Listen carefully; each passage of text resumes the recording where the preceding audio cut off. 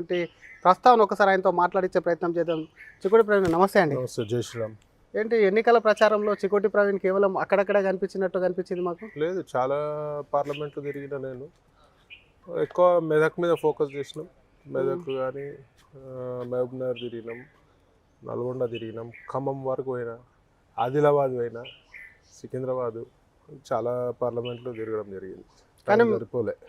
మీరు ఇంత తిరిగిన దాంట్లో మాకు ఎందుకు మెదక్ సంబంధించి ఎక్కువ తిరిగినట్టు అనిపించింది. అక్కడే మెదక్ ఒక 3-4 సార్లు కూడా మీరు అక్కడికే విజిట్ చేశారు. అంటే మెదక్ మీద ఏమన్నా సంబంధం ఉందా? మెదక్ అంటే ఈ గౌరవరం అట్లాంటి ఊరు మా అమ్మమ్మ వాళ్ళ ఊరు. అది కాక రఘునందన్ రావు గారు కొంచెం బాధ్యతలు పెట్టారు నా మీద. సో మెదక్ మీద ఎక్కువ కాన్సన్ట్రేట్ చేయడం జరిగింది. అక్కడ నాకు అభిమానులు కూడా ఎక్కువ ఉన్నారు. దౌలతాబాద్ కానీ హిందుత్వ సమస్యలు ఉన్న ప్లేస్లలో పోవడం ఎక్కువ జరిగింది. మీరు వెళ్ళిన దౌలతాబాద్లో ఒక ఇష్యూ జరిగింది, మీకు గుర్తుందా? ఆ ఇష్యూకి సంబంధించి మీకు ఏమన్నా మళ్ళీ కంప్లైంట్స్ ఏమన్నా వచ్చాయా? ఏం కంప్లైంట్స్ అని ఏం లేదు. అదే ఇక సేమ్ ఇష్యూ. ఎక్కడ పోయినా హిందువులపై అవమానాలు జరగడం, ఇవన్నీ ఈ రాష్ట్రంలో గత ప్రభుత్వంలో అదే జరిగింది, ఈ ప్రభుత్వంలో కూడా అదే జరుగుతుంది. అందుకే ప్రజలు ఒకసారి బీజేపీని ఎన్నుకోవాలి. ఈసారి మా సత్తా ఏందో చూపిస్తాం. ఎంపీలు మాకు గట్టిగా వస్తారు. ఈసారి ఎంపీలు వచ్చినాక చూపిస్తాం హిందుత్వంపై ఎట్లా దాడి జరుగుతుందో కూడా. ఎంతమంది వస్తారు అంటే బీజేపీకి సంబంధించి? ఇప్పటికే కాంగ్రెస్ అయితే క్లియర్ గా చెప్తుంది, నిన్న ముఖ్యమంత్రి మాట్లాడుతూ 14 సీట్లు వస్తాయి, 9 నుంచి 13 సీట్లు వస్తాయి, 14 అని చెప్పారు. 14 ముందన్న ఆయన రెఫరెండం అని కూడా చెప్తున్నారు. మరి బీజేపీకి ఎన్ని వస్తాయి? మాకు చాలా గట్టిగా సాటిస్ఫై ఫిగర్, ఇంతకుముందు ఎప్పుడు రాని ఫిగర్ వస్తుంది. సౌత్లో హైయెస్ట్ ఫిగర్ ఇక్కడనే వస్తుంది. తెలంగాణ నుంచి హైయెస్ట్ ఫిగర్ వస్తుంది. అదేంటి పెద్ద రాష్ట్రాలు పక్కనే ఉన్నటువంటి, నేను అనుకోవడం గట్టిగా వస్తాయి పక్కనే ఉన్నటువంటి కర్ణాటకలో అరౌండ్ 12 to 14 మాకు వస్తాయని నేను అనుకోవడం. 12 to 14 మాకే 12 to 14 వస్తాయి. గన్ షాట్ ఒక 4 సీట్లు చెప్తారా ఎక్కడ గెలుస్తుంది? 100% కరీంనగర్ కానీ, నిజామాబాద్ కానీ, మెదక్ కానీ, మహబూబ్నగర్, ఇలా చేవెళ్ళ మనకే ఉంది, భువనగిరి కూడా మనకే ఉన్నది, సికింద్రాబాద్ కన్ఫర్మ్ సీట్. ప్రజలు బాగా ఇప్పుడు అసెంబ్లీ ఎలక్షన్ వేరే, ఈ ట్రెండ్ వేరే. ఇలా దేశం సురక్షితంగా ఉందంటే మోదీ గారి వల్లనే ఉంది, బీజేపీ వల్లనే ఉంది. ప్రజలు కూడా ఆ విషయం అంగీకరిస్తున్నారు. క్రాస్ ఓటింగ్ కూడా బాగా జరుగుతుందని మేము అనుకుంటున్నాం. కాంగ్రెస్ ఓట్లు కానీ, బీఆర్ఎస్ ఓట్లు కానీ మోదీ వైపు ఉంటుంది. హవా మోదీకి తరఫు.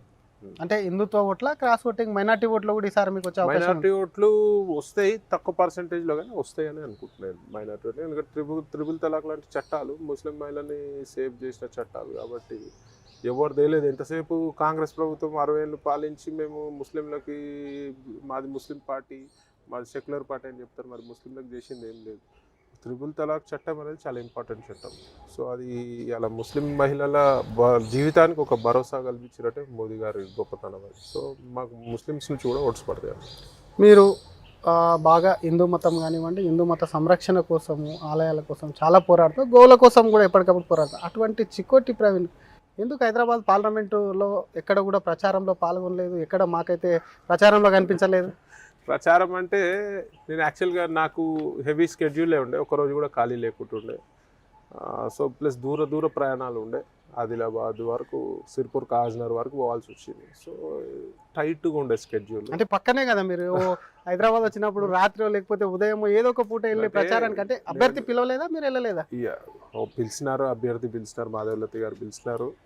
ఒకసారి వెళ్ళడం జరిగింది కానీ ఫుల్ ఫోన్లు చేయడం జరిగింది తప్పించి మెయిన్ వాళ్ళకి. కానీ ఫుల్ కాన్సన్ట్రేషన్ అంటే నేను చెప్తున్నా కదా, డిస్ట్రిక్ట్స్లో ఎక్కువ నాకు కాన్సన్ట్రేట్ చేయాల్సి వచ్చింది.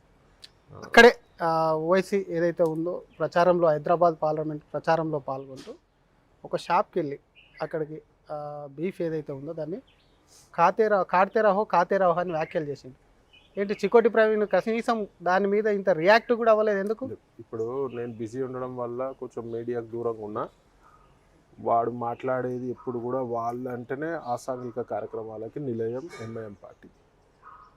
దేశంని అంటే ఒక జ్యుడిషియర్ని కూడా గౌరవించని పార్టీ ఎంఐఎం పార్టీ. వాళ్ళదే ఉంటుంది. వాళ్ళు ఎంత నీచాన్ని కూడా కడతారంటే, వాళ్ళకి ఒక 10 ఓట్లు పడుతున్నాయి అంటే దేనికైనా తెగించడానికి రెడీ ఉంటారు. వాడు ఒక గౌరవమైన ఎంపీ స్థానంలో ఉండి, ఒక పదవిలో ఉండి, రాజ్యాంగబద్ధమైన పదవి అది ఆల్మోస్ట్ ఉండి, ప్రజలు ఎన్నుకున్న పదవిలో ఉండి, సుప్రీంకోర్టు ఆర్డర్లను కూడా బేఖాతరు చేస్తూ మరి అట్లా ఎంకరేజ్మెంట్ చేయడం ఎంత మటుకు సమయం. నేను ఫస్ట్ నుంచి అదే మట్టుకుంటున్నా గవర్నమెంట్ల మీద, బీఆర్ఎస్ మీద కానీ, కాంగ్రెస్ మీద కానీ. అడ్డగోలు గోహత్యలు జరుగుతున్నాయి. దానికి మూల కారణం ఈ ఇద్దరు ఎంఐఎం లీడర్లు, ఓవైసీ బ్రదర్స్ ఇద్దరు. సో వాళ్ళని కంట్రోల్ చేయాల్సిన బాధ్యత ఈ ప్రభుత్వానిపై ఉన్నది. సుప్రీంకోర్టు ఆర్డర్స్ ఉన్నాయి గోవుని వధ చేయొద్దని చెప్పి, ఆయన కూడా వీళ్ళు బేఖాతారు చేస్తూ వాళ్ళ సపోర్ట్ 7 సీట్లకు ఏం కొంపలంటకపోతే నాకైతే ఇంతవరకు అర్థం కాలే. కానీ ఎంతసేపు ఏ ప్రభుత్వం వచ్చినా వాళ్ళ సంకలు నాకుతూనే ఉంటారు, ఎంఐఎం వాళ్ళ సంకలు నాకుతూనే ఉంటారు. ఈ యొక్క హిందువులు కూడా, కాంగ్రెస్లో ఉన్న హిందువులు కానీ, బీజేపీ మన బీఆర్ఎస్లో ఉన్న హిందువులు కూడా ఆలోచించే పరిస్థితి ఇవాళ. మన తుమ్మల నాగేశ్వరరావు గారు డైరెక్ట్ ఓపెన్ స్టేట్మెంట్ ఇచ్చారు. ఏమని? కాంగ్రెస్ పార్టీ ముస్లింల పార్టీ, ముస్లిమ్స్ ఉంటేనే కాంగ్రెస్ పార్టీ. నువ్వు సెక్యులర్ పార్టీ అన్నప్పుడు నీకు ముస్లింలు కానీ, హిందువులు కానీ, క్రిస్టియన్లు కానీ, వేరే ఇతర మతస్థులు ఎవరైనా ఈక్వల్గా చూడాలి. కాంగ్రెస్ పార్టీ ముస్లింల పార్టీ అంటే దాని అర్థం ఏంటి అన్నారు? హిందువులకి అవమానం జరుగుతుంది. సిగ్గు లేకుండా మన కాంగ్రెస్ పార్టీలో ఉన్న హిందువులు ఆలోచించుకునే పరిస్థితి. మరి సిగ్గు శరం అనేది ఉండాలి వాళ్ళకి. ఏం మాట్లాడుతున్నారు, ఏం చేస్తున్నారు, మాటలు కాదు చేతలు కూడా అవుట్రైడ్గా వాళ్ళ సైడే ఉంటాయి. ఈ గోహత్యలకి అసలు కంట్రోల్ లేదు. డిపార్ట్మెంట్ కూడా వన్ సైడ్, అటు సౌత్ జోన్లో ఉన్న డిపార్ట్మెంట్ కూడా వాళ్ళకే ఫేవర్ చేస్తారని నేను అనుకుంటున్నాను. అంటే police department. Yes, police department మరి విపరీతంగా. నేను చెప్తున్నా కదా, బక్రీద్ టైంలో మీరు రండి, మీ ఆర్టీవీలు రండి, నేను తీసుకుపోతా. యథేచ్ఛగా నడ్డి రోడ్డుపై, బార్కాస్ లాంటి ప్రాంతంలో మెయిన్ రోడ్డుపై గోవధలు జరుగుతుంటాయి, పట్టించుకునే నాలుగు 100 సార్లు నేను కంప్లైంట్ ఇవ్వడం జరిగింది. ఇప్పుడు ఆ ఏరియాలలోకి నేను పోలేను వితౌట్ సెక్యూరిటీ, పోవాలంటే ఇబ్బందులు. సో అక్కడ పోతే మళ్ళీ కమ్యూనల్ ఇష్యూస్ వస్తున్నాయని చెప్పి మాపై కమ్యూనల్ రకంగా చర్యలు తీసుకుంటారు, బెదిరిస్తారు.